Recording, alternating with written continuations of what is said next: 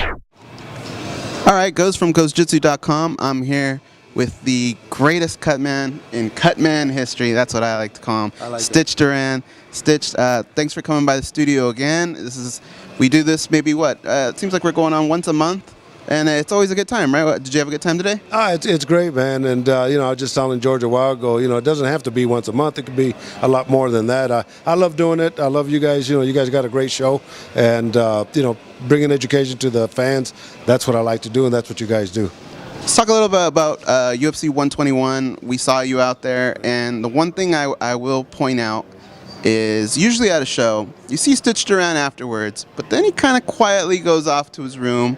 You're not much of a really party guy or anything like that, but I did notice you were up kind of late, and I want to know if it's maybe for the same reason that I stayed up late, was I could not get the energy out of my body the whole night. I was standing up, I was going crazy, I was amped up, I was shaking, and I got a feeling you were going through the same stuff. Yeah, and I go through that through every event, believe it or not. And but after the show, I was hungry, so I went to get something to eat with Rob Monroe, the other cut man, and yeah, the adrenaline.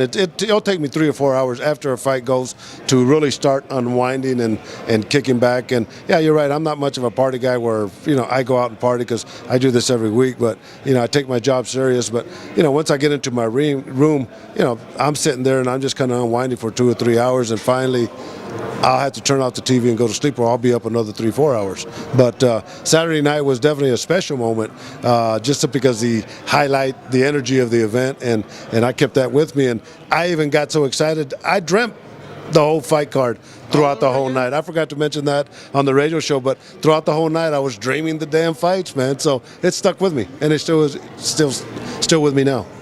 Where do you rank this one in all the events that you've been to, or where would you rank it amongst all those? Well, I've been in a lot of great events. It has to fall in the top 5, no doubt about it. And just the energy of, forget that Kane was a Mexican that won something and made history, but just that fight.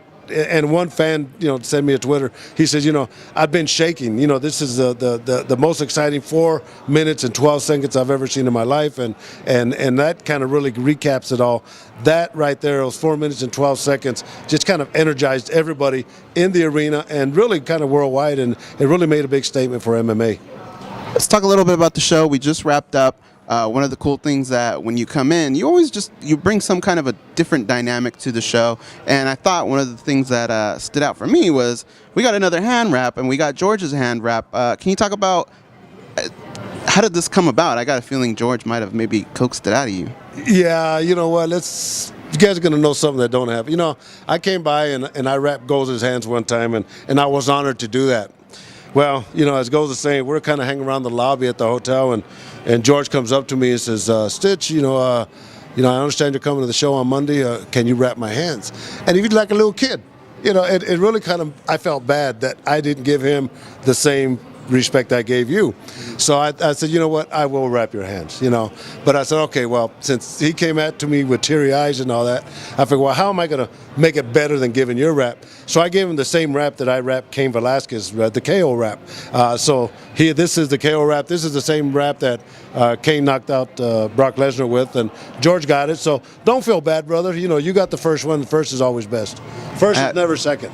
No, it's an honor, and I actually have mine at home, and I'm trying to figure out what I'm going to do with it. I know I want to maybe put it in some kind of glass case or something, because it's something that really meant a lot to us. I know it meant a lot to George, it meant a lot to me, so Stitch, from the bottom of my heart, thank you very much for all the times that you come on the show, and I got a feeling we're going to do this again soon. I'd be mad if you didn't invite me, and I think the fans would be mad if you didn't invite me. And that's one of the things that motivates me.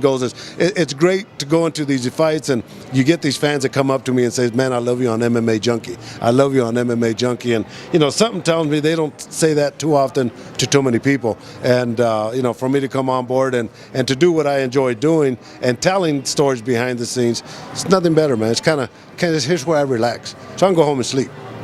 Awesome, man. Well, thank you very much again, Stitch, for coming by, and I'm sure we'll catch up soon. All right, we'll do it. And you guys, thanks for listening. I'm just a little chubby guy.